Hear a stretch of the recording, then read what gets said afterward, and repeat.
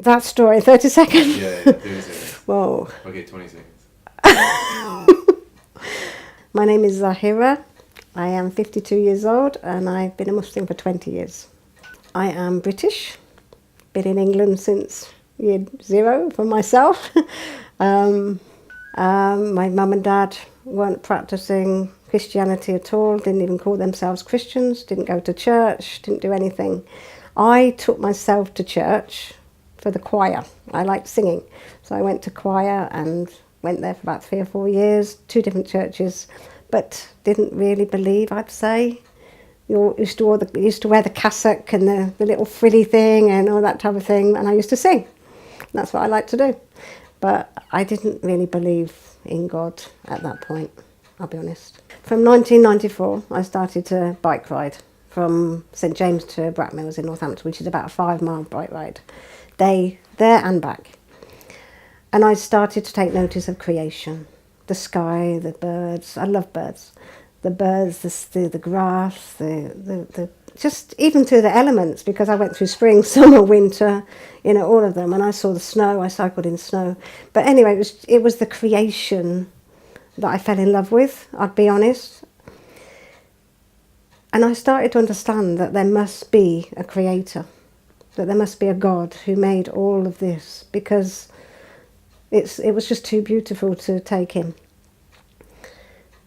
After about 2 years, that went on for about 2 years, and I started to think that there must be some rules and regulations, something different, because I was still drinking alcohol at that point, I was actually smoking at that point, I was doing everything that a non-Muslim would do, but I realised that I needed some goals, I needed something to give me some rules, which I didn't have. I was still able to do what I wanted to do. So I started to look at faith, I started to look at religion. And I went everywhere that talked about God. I went to sit with Mormons who told me I couldn't drink Coke or drink coffee, which I wasn't drinking a lot of, but to tell me not to do those things, it was quite hard. I sat with Christians who I'd heard before. Christianity was something I'd heard before. It's what I'd grown up with. I sat with I went to Jehovah's Witness meetings where I felt very strange. I felt very unaccepted. I don't know why. I just felt it wasn't the place for me. I read a lot of books.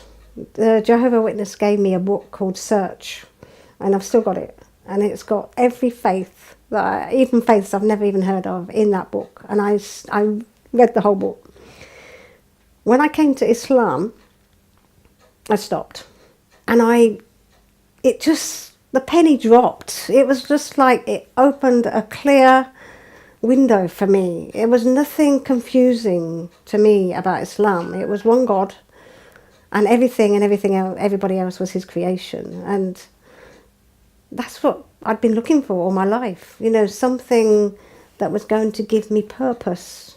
That was it, really. I started to talk to Muslims. I spoke to a couple in London who I actually took my Shahada with.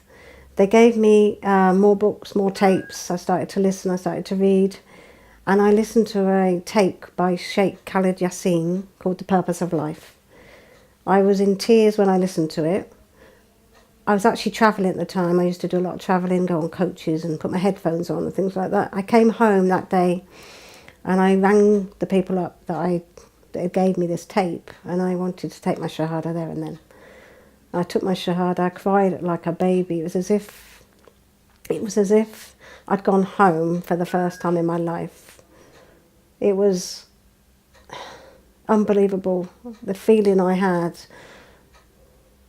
I can't explain that feeling, but it was just a feeling that I knew that I was with God for the first time in my life, and I was 32.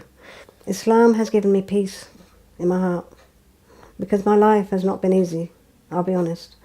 I've had a lot of ups and downs in my life. And Islam is my ultimate peace. Even before I came in this room, I was thinking about God and asking him to be with me with this, and to and I never had that before. I wasn't brought up with the peace of God. I wasn't brought up with that. I was brought up with drinking and partying and Christmas and Easter and all these things that really didn't give me any depth. There was no depth in it. But now I know God, and I know that God hopefully loves me and still have a feeling, it's just me, so it's just me because of my life, that I feel as though God, he's there, but I have to work hard for his love. I have to work hard. But I'm devout, 100% devout to him. And I hope that, he's happy with me. After accepting Islam, I developed patience. I used to be so impatient. I like things done now. When I became a Muslim, I read a lot about how patience was such an important part of your characteristics, and I developed it. I've got 5 children and I'm a single mother, so I had to develop patience. It was something I needed to develop, and I couldn't have done it without God. I could not have done it without God, because every day I've said and still say, please help me to become a good mother, help me to be a good mother, help me to be a good Muslim, help me to be a good person, help me to be a good friend, help me to be a good sister, help me to be a good chair of the group, help me to be everything that I need to be, help me to be the best I can be in this life. And he helps me. Not saying I'm the best, because I never will be. I never put myself on top of any pedestal, but I strive. I strive. And I know he helps me to strive. Regardless of whatever's going on in your lives, regardless of who you think you're going to upset, or who's not going to want to be with you anymore and reject you, God will never reject you. He'll always be there. And that's what gives you the peace. So if you're thinking about it, please research some more. Take small steps towards God. Open your heart and ask him to guide you. And go. Go. You'll never look back. Not. In 20 years, I've never, ever thought I'd made the wrong mistake, the wrong decision. And that is the only thing in life that is worth being alive for. Peace be with you.